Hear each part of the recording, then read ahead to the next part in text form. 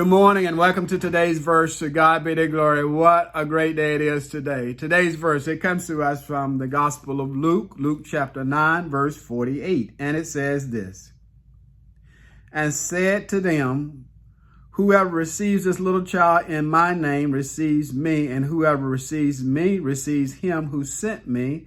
For he who is least among you all will be great.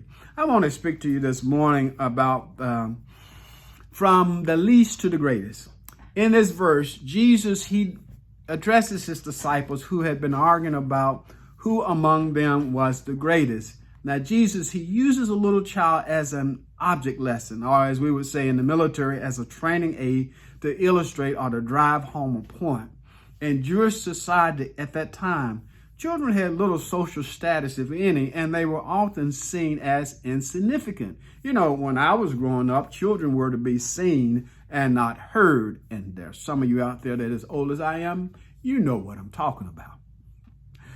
By placing a child before his disciples, Jesus challenges their whole notion about greatness and teaches that true greatness in God's kingdom is marked by humility and service.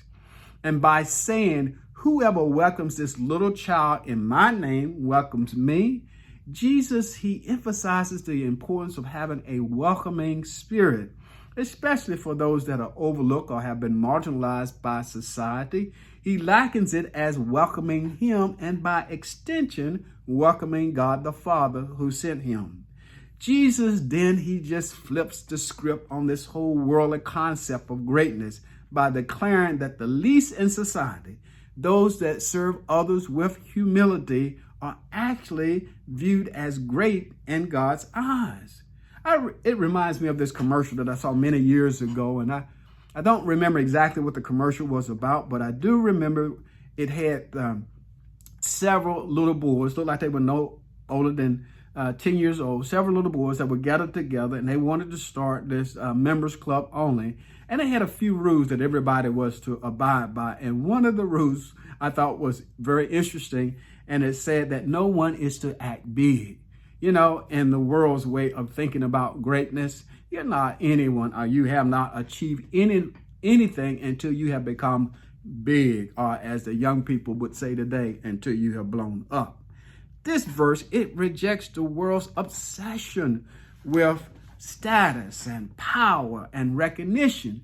Instead, it calls for us to adopt this mindset of humility and prioritizing serving others, especially those that are vulnerable and marginalized.